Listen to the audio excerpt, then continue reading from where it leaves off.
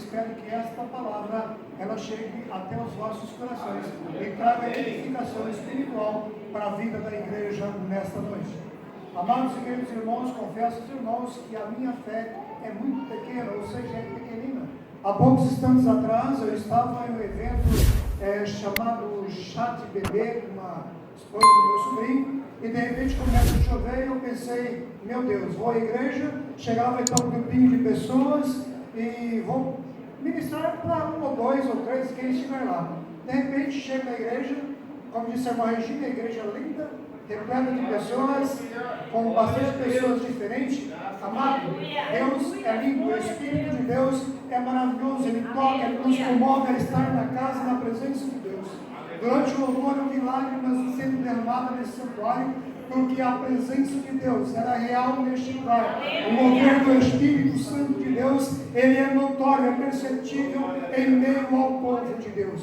Creio eu, estou certo de que você sairá desse santuário nesta noite, edificado, fortalecido na presença de Deus, porque o Espírito Santo Consolador, ele está para nos edificar, para nos renovar, para transformar e para salvar vidas nesta noite. Se você assim crer, desprende os seus lábios, glorifique e exalte ao nome do Senhor, porque eu e você somos privilegiados, porque somos portadores do Deus Espírito Santo dentro do nosso ser. Por isso a Ele toda a glória, a honra e louvores para todos sempre. Nesta noite, um culto especial de louvor e gratidão a Deus, culto esse intitulado como culto de missões. Quero dizer para você que houve na face da terra um grande missionário, um dos maiores missionários, que foi o nosso próprio Jesus. Nós sabemos que ele foi gerado através do Espírito Santo, veio com a função de ministrar, anunciar o reino de Deus aqui na terra. E nós sabemos que a vida do ser humano, do homem, ela é somente um ciclo. Quando completa-se um ciclo, nós partimos para a eternidade.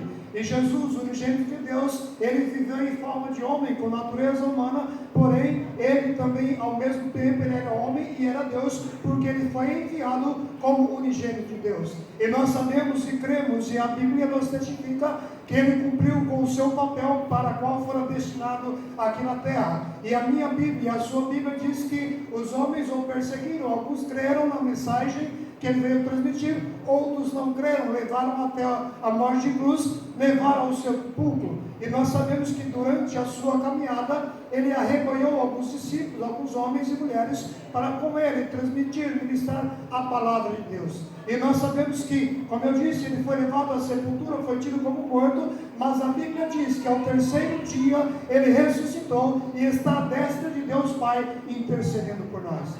Mas antes dele chegar ao lado do trono de Deus, a Bíblia diz que ele apareceu aos seus discípulos e algumas pessoas, e em determinado momento, ele então começa a ser recebido em cima dos céus, e a Bíblia diz lá em Atos que alguns varões, alguns homens começam a observar Jesus subindo ao céu, e de repente alguns varões de branco, ele surge ali, e ele diz, varões galileus, porque olha para o céu, esse Jesus que no céu visse ser recebido, um dia ele há de vir. E você nessa noite louvou a Deus há poucos instantes, clamando pela volta de Jesus. Amado, você pode não ter certeza se você irá amanhecer respirando amanhã.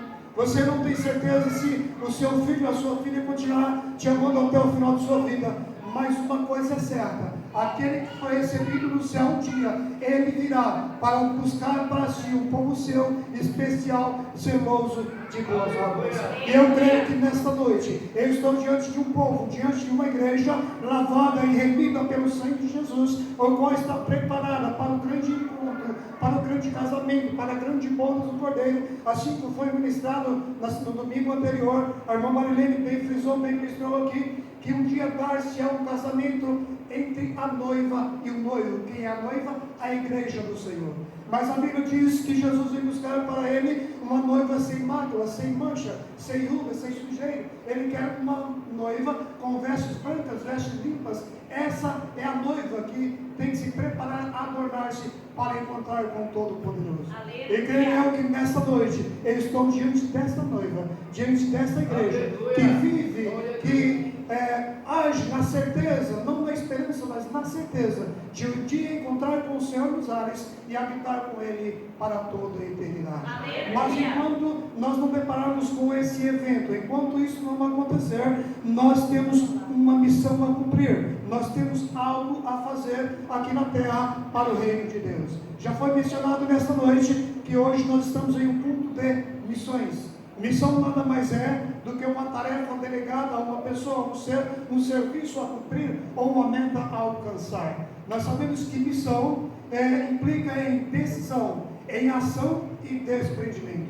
A Bíblia diz em Mateus capítulo 4, versículo de número 18 ao 22, que Jesus, certa vez, ele estava andando lá na beira da praia da Galileia, ele andava aleatoriamente, de repente ele olha ao longe, ele vê alguns homens pescando, ele vê alguns homens pescadores, ele então os convida a segui-lo, a ser seus discípulos, mas aqueles homens podiam dizer ao mestre: olha, não tenho vocação, pouca coisa eu sei sobre o Evangelho, não tenho conhecimento para isso. Mas a Bíblia diz que eles deixaram as redes e eles seguiram a Jesus. Eu estava conversando ontem com o esposo da irmã Regina sobre pregar. Ele disse assim: olha, eu até brinquei com ele, falei: eu vou ministrar, mas eu vou passar para você a oportunidade, você não quer trazer a palavra? Aí ele disse: olha, eu não tenho vocação.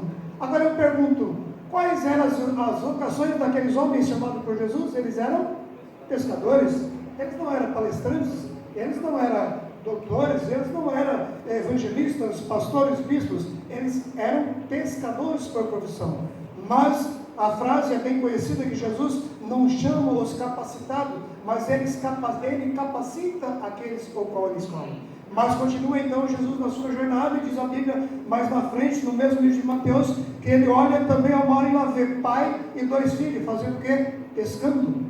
Também pescadores. Jesus convida eles a vir após ele também para trabalhar na administração do Evangelho. Jesus disse: vinde após mim e eu vos farei pescadores de homens. Eles também poderiam questionar a mesma coisa: olha, a única coisa que eu sei fazer é pescar, o único bem que eu tenho são essas redes. Tanto é que eles estavam consertando as redes porque tinha importância para ele. Mas aqueles homens nada questionaram. Eles tiveram primeiro a ação de ouvir ao convite do mestre. Depois eles tiveram a decisão de acompanhar o mestre. E em terceiro ele teve o desapego. Eles desapegaram, eles não ficaram presos àqueles bens, eles se desprenderam das redes e seguiram ao mestre para ministrar, para trabalhar no Evangelho do Reino de Deus. E como eu disse, Jesus, depois de ter cumprido a sua missão, ele partiu para o Pai. Ele partiu e aqueles que trabalharam com ele também partiram para a eternidade. E muitas gerações, muitos discípulos foram formados após ele, tendo Jesus como discipulador maior, como exemplo maior, e continuou ministrando, anunciando o reino de Deus aqui na terra. E hoje encontra-se neste santuário, eu e você, nós aqui neste local, com a grande missão, com a grande incumbência de anunciar o reino de Deus, de ser discípulo do maior discipulador que é Jesus Cristo, de fazermos discípulos para conosco anunciarmos o reino de Deus. Aleluia. Para que Jesus, para que Deus chamaria eu e você, em meio a milhões ou bilhões de pessoas neste mundo? Eu e você fomos convencidos do pecado pelo Espírito Santo para que aqui estivéssemos. Simplesmente para estarmos sentados? Simplesmente para bater um papo com um amigo no final do culto? Simplesmente para sorrir um para o outro? Não. Saiba que Jesus, o unigênito de Deus, ele escolheu a mim e a você e delegou a maior missão de todos os tempos, que é de anunciar o Evangelho daquele que vos chamou das trevas para a sua Aleluia. Eu sempre repito em minhas falas e na maioria das minhas pregações: como é bom ser escolhido por Deus. Como é bom fazer parte da geração eleita. Amém. Como é bom fazer parte do povo que vai morar no céu. Aleluia. Mas quão grande é a responsabilidade de anunciar o reino daquele que nos chamou das trevas para a sua maravilhosa luz. E quem é o rei? É o próprio Cristo. Quando Jesus estava no meio da multidão, ele disse: é chegado o reino de Deus em meio a vós, sendo ele o próprio reino de Deus. Então, amados e queridos irmãos, seja em tempo, em fora de tempo, em lugar oportuno ou não, o importante é anunciar a grande missão, anunciar o reino de Deus até que ele venha. Saiba você que o seu sacrifício, o seu esforço, ele não é em vão, porque assim como o trabalhador recebe o seu salário ao final de cada mês, a Bíblia diz e garante a mim e a você, que todos nós seremos galardoados, receberemos o nosso galardão, mediante aquilo que façamos aqui na face da terra, em prol ao reino de Deus. Deus é um patrão justo, Ele é um ser justo. Aquele que trabalha mais, com certeza receberá mais. Aquele que não trabalha, com certeza alcançará a salvação. Mas o galardão do Senhor, ele será dado a cada um mediante aquilo que nós fizemos ao reino de Deus aqui na terra. Amém? Graças a Deus. Amados, nesta noite eu quero trazer-vos uma palavra bíblica, uma mensagem, não talvez uma mensagem evangelística, mas uma mensagem afirmativa, uma mensagem de despertamento, uma mensagem de conhecimento talvez. Abramos nossas Bíblias no livro do Gênesis. Gênesis, o capítulo é de número 1, versículo é de número 2. Mais fácil de achar. Abriu sua Bíblia, começou, capítulo 1, versículo 1, versículo 2. Quero registrar aqui a presença da irmã Maria, essa é da terrinha, mãe da Camila. Deus abençoe, irmã, pela vossa presença, assim como também a presença de todos. Seja bem-vinda e fique à vontade em nosso meio. Amém? Graças a Deus. Gênesis capítulo de número 1, versículo de número 2. Vou ter um pouquinho de dificuldade, porque eu saí meio atrasado, fiquei esquecendo meus óculos, mas vou tentar ler apenas o versículo. E assim diz o versículo: e a terra era sem forma e vazia, e havia trevas sobre a face do abismo, e o Espírito de Deus se movia sobre a face das águas. Amém? Amém. Amados e queridos irmãos, a Bíblia diz que no princípio quase nada havia, ou seja, havia poucas coisas. A minha Bíblia, a sua Bíblia inicia dizendo que a terra era sem forma e vazia, e que o Espírito de Deus, ele se movia sobre a face das águas. Não havia seres viventes. O único ser que tinha vida e movimento era o próprio Espírito de Deus, que a Bíblia diz que ele se movimentava, que ele pairava sobre a face das águas. A Bíblia menciona que o Espírito Santo, ele existe desde o princípio, assim como o unigênito de Deus. A Bíblia diz que no princípio era o Verbo estava com Deus, referindo-se ao próprio Cristo. Porém, a Trindade Santa, o Deus Pai, Deus Filho e o Deus Espírito Santo, nós não sabemos a origem ou o seu princípio, mas sabemos que desde a criação de todas as coisas, ele se fazia presente. E a Bíblia, e Deus continua falando aqui no livro de Gênesis, que a partir de então ele começa a dar forma na terra, ele começa a separar terra e água, e começa a criar todas as coisas a partir de então. E ele cria o homem, e ele pega ali o barro, a Bíblia diz, faz um boneco sem vida, e o louvor que louvamos agora há pouco diz que, ainda quando não tinha vida, tu soprastes vida em mim.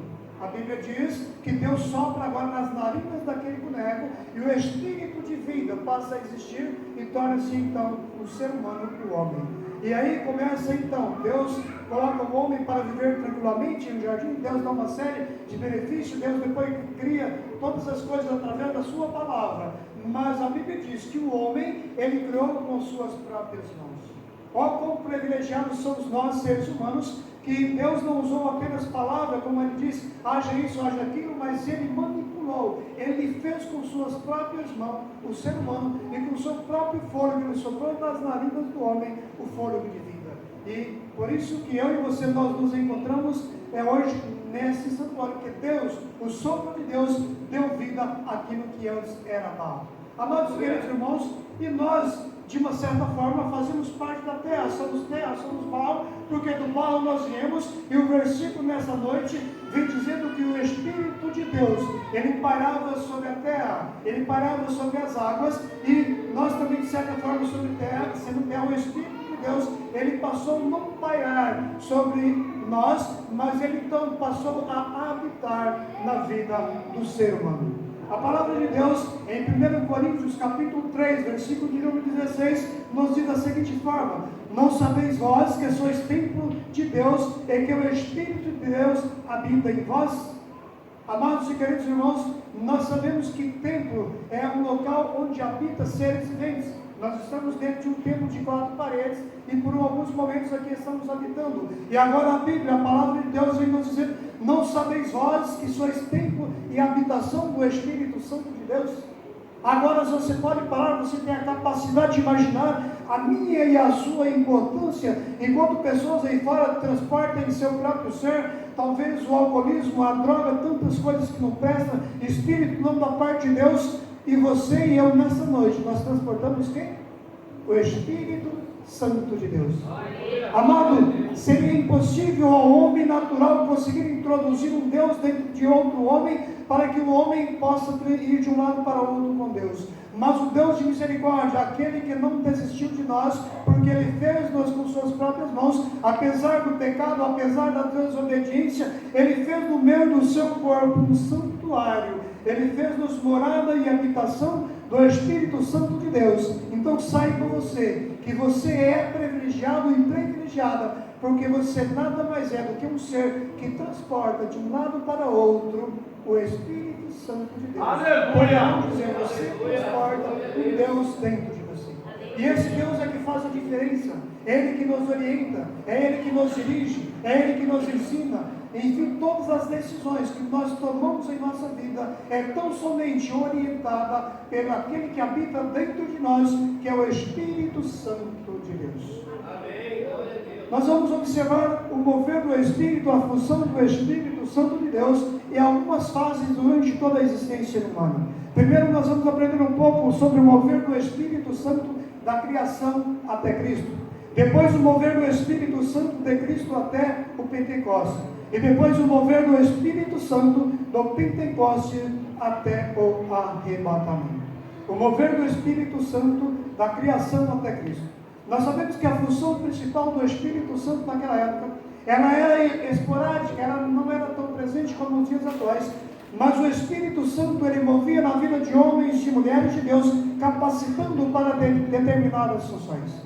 Nós conhecemos um personagem bíblico, todos vocês conhecem, um homem chamado José. Nós sabemos de toda a história desse personagem bíblico. A Bíblia nos diz, começa a relatar sobre a vida dele, dizendo que ele era um filho bajulado, querido pelo papai, e ao mesmo tempo um sonhador, um ser humano que sonhava e contava os seus sonhos aos seus irmãos, e era perseguido, maltratado por causa dos seus próprios sonhos. Mas interessante que a Bíblia não menciona em lugar nenhum que ele estudava em uma faculdade, em um seminário, em lugar nenhum, para tornar-se um grande líder, um grande homem. Mas nós conhecemos e sabemos toda a história de José, que ele foi perseguido, tentaram assassiná-lo, tentaram jogar no buraco, ele foi vendido como mercadoria, foi para onde? Na casa do rei. O que faria um homem na casa de um rei? Simplesmente que durante toda a vida ele pastoreou ovelhas ou cuidava dos seus irmãos, trazendo notícias deles ao seu pai. Como pode agora um homem, desta forma, sem nenhuma formação intelectual, tornar-se um destaque na casa do rei, ao ponto de ser colocado como dominador para decidir sobre tudo aquilo que havia no palácio do rei? Porque o que fazia a diferença na vida deste homem chamado José? O que tinha de diferente na vida deste homem? Ele não estudou, ele não tinha nenhuma formação superior, e nós sabemos e conhecemos que além de ter sido colocado como superior, como maioral no palácio do rei, tendo somente um rei superior a ele, ele chegou a ser governador do Egito. Amados, o que fazia a diferença na vida de José era aquele que estava dentro dele, que está dentro de mim e dentro de você nessa manhã. O Espírito Santo de Deus na antiguidade, no tempo do Antigo Testamento, ele tinha a função, ele tinha o papel de capacitar homens e mulheres para reinar, homens e mulheres para julgar, homens e mulheres para governar a humanidade naquela época. A Bíblia relata também, fala sobre um grande personagem bíblico, é chamado Josué, o qual foi capacitado para suceder um dos maiores líderes da antiguidade, que foi Moisés, para dirigir o povo. Em Números capítulo 27, versículo 18 diz: então disse o Senhor a Moisés: toma para ti Josué, filho de Nun, homem em que há o Espírito, e põe tua mão sobre ele. Nós sabemos que quem capacitou Josué, homem que não tinha grande sabedoria, não tinha grande experiência, foi o Espírito Santo de Deus. Aí vemos o papel primordial do Espírito de Deus na vida do homem naquela época. O Espírito Santo de Deus capacitava também homens para fazer grandes construções. A Bíblia diz que o Espírito de Deus capacitou os engenheiros na construção do tabernáculo. Êxodo capítulo 31, versículo 1 e 2 diz: E falou o Senhor a Moisés, dizendo: Eis que eu tenho chamado por nome a Bezael, filho de Ur, da tribo de Judá. Eu enchi do Espírito de Deus, e de sabedoria, e de entendimento, e de ciência, para inventar invenções e trabalhar em ouro e prata e cobre para a decoração do tabernáculo. Amados e queridos irmãos, você e eu, nós podemos nos considerar seres sábios, seres inteligentes, porque o mesmo Espírito capacitou aqueles homens, capacitou aqueles artesãos, que deu sabedoria. Ele também dá a mim e a você sabedoria para andarmos dioturnamente na presença de Deus. Então cita para mim uma atitude minha sábia, orientada pelo Espírito de Deus, a sua presença aqui. Se o Espírito de Deus não tivesse tocado no seu coração, não tivesse tocado no meu coração, talvez você estaria no conforto do seu sofá, talvez você estaria na casa de um amigo, mas a sabedoria do Espírito, através do toque do Espírito Santo de Deus, ele moveu você para estar nesse santuário, ouvindo a ministração da palavra nos diz que você é transportador, que você é aquele que transporta o Deus Espírito Santo dentro de você. Você é aquele que tem o Espírito Santo como orientador. Você é aquele que tem o Espírito que orienta você a alcançar os seus objetivos, os seus hábitos, porque ele não torna você uma pessoa inteligente, mas ele faz de você uma pessoa sábia, assim como ele fez com Moisés, assim como ele fez com Josué, assim como fez com José e com tantos outros personagens bíblicos da antiguidade. O mover do Espírito Santo de Cristo até o Pentecostes. Jesus foi gerado pelo Espírito Santo. Mateus capítulo 1, versículo de número 18. Amados, nós conhecemos, você conhece e sabe a história que uma virgem, uma mulher que era bem vista aos olhos de Deus, de repente o anjo chega e anuncia que ela geraria, que ela teria um filho, e nós sabemos a história que então ela engravidou-se, e José, o qual habitava com ela, ficou sabendo que ela estava grávida, e ele então, a Bíblia diz que ele era um varão muito correto, uma pessoa muito íntegra, e a Bíblia diz então, sabendo ele que a sua mulher agora está grávida, ele cogita então quietinho, sair de fininha e separar e deixar a sua mulher. E à noite ele vai dormir então, e ele tem um sonho, o anjo aparece para ele e diz: José, aquilo que foi gerado na sua mulher foi pelo Espírito Santo de Deus. Durante toda a existência humana, todos os seres que foram gerados, foi através da fecundação do macho e da fêmea. A única fecundação que não foi por vias normais foi a fecundação de Maria, quando ela gerou o unigênito de Deus. Ele foi gerado pelo Espírito Santo de Deus. E quando o anjo fala que foi o Espírito Santo que gerou José, então continua coabitando. José aceita a gravidez e então nasce o unigênito Filho de Deus. Ele foi gerado pelo Espírito Santo, ele é o Filho de Deus, então ele não precisa de ser orientado ou dirigido pelo Espírito Santo de Deus, ele não precisa porque o Filho está acima do Deus Espírito Santo. Não, de forma nenhuma. A Bíblia diz e nos afirma que todas as atitudes e decisões de Jesus Cristo, elas foram pautadas e orientadas pelo Espírito Santo de Deus. Ele venceu, a Bíblia diz que ele venceu o diabo porque ele estava cheio do Espírito Santo. Lucas capítulo 4, versículo de número 1. E diz a palavra: Jesus, cheio do Espírito Santo, voltou do Jordão e foi levado pelo Espírito Santo ao deserto. Nós sabemos que o Espírito Santo, a Bíblia diz que ele transportou Jesus até o deserto. E nós sabemos que o Espírito Santo permitiu com que o diabo chegasse frente a frente para desafiar, para afrontar Jesus ali no deserto. O diabo então ele começa, se apresenta oferecendo coisas boas para Jesus. Ele tenta convencer Jesus a aceitar aquilo que parecia bom, mas não por decisões do próprio Cristo, mas pela decisão do Espírito, daquele mesmo que ele transportou para o deserto. Jesus venceu, Jesus respondeu através da palavra todos os questionamentos do diabo. Amados e queridos irmãos, se alguém vai te questionar, ou pode te questionar algum dia, sabe que o Espírito de Deus que está em você, ele irá te orientar, ele irá te fazer sábio, para que você vença, para que você responda à altura todas as acusações ou todas as oferendas do inimigo. Porque nós vemos aí no mundo muitas pessoas fazendo a vontade do inimigo, porque nós vemos muitas pessoas se dando mal, porque dentro delas não habita o Deus Espírito Santo, porque elas não têm aquele ser o qual torna o homem e a mulher sábio diante de toda a humanidade, mas o homem e a mulher de Deus, que tem o Espírito Santo de Deus, em toda e qualquer ocasião, em todo e qualquer questionamento, ele sempre terá uma palavra, ele sempre terá uma saída, ele sempre vencerá os desafios, porque quem orienta é aquele que está dentro dele, que é o Deus Espírito Santo. Espírito Santo, ele foi o orientador do Mestre e é o meu e o seu orientador nessa noite.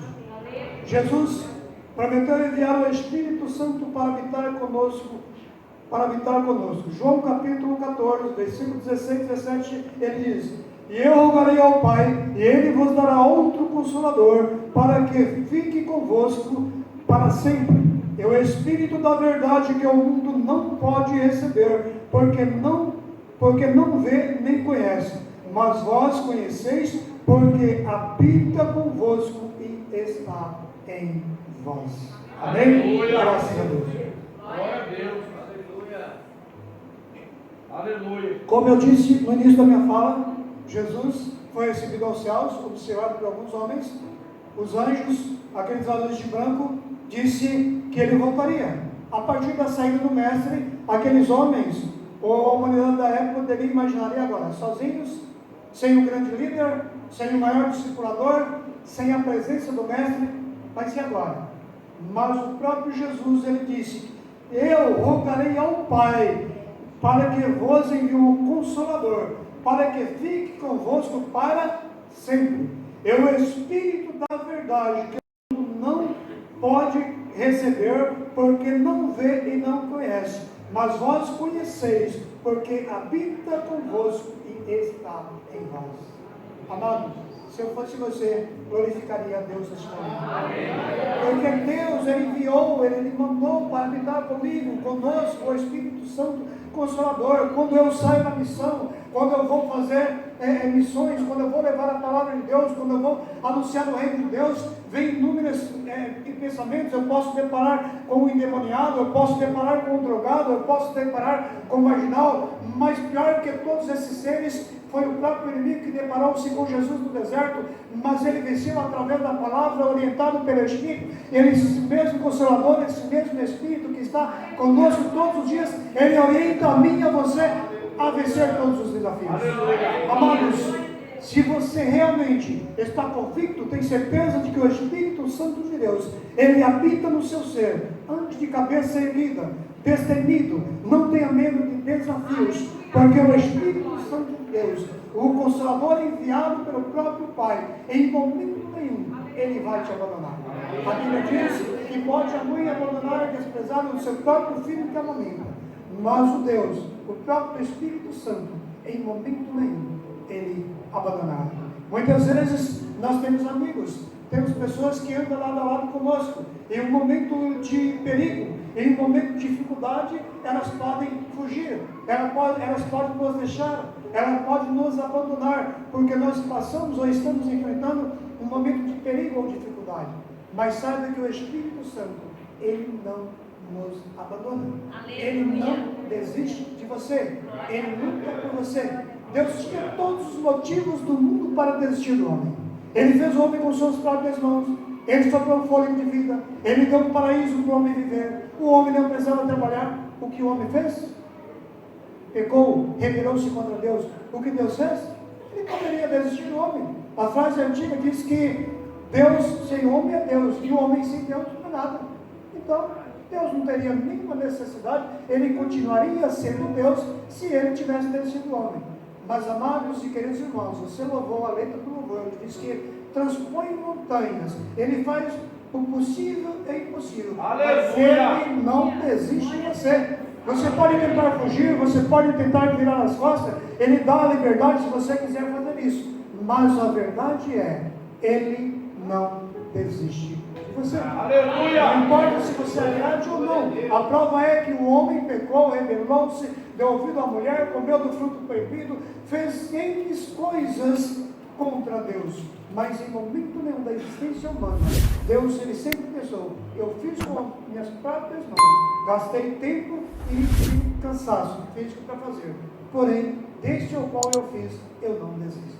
Ele não desiste de você. Aleluia! O Espírito Santo de Deus, Ele não desiste de você. Ele quer continuar habitando, atuando, orientando, dirigindo a minha e a sua vida até o grande e glorioso dia em que encontrarmos com Deus, com o Todo-Poderoso.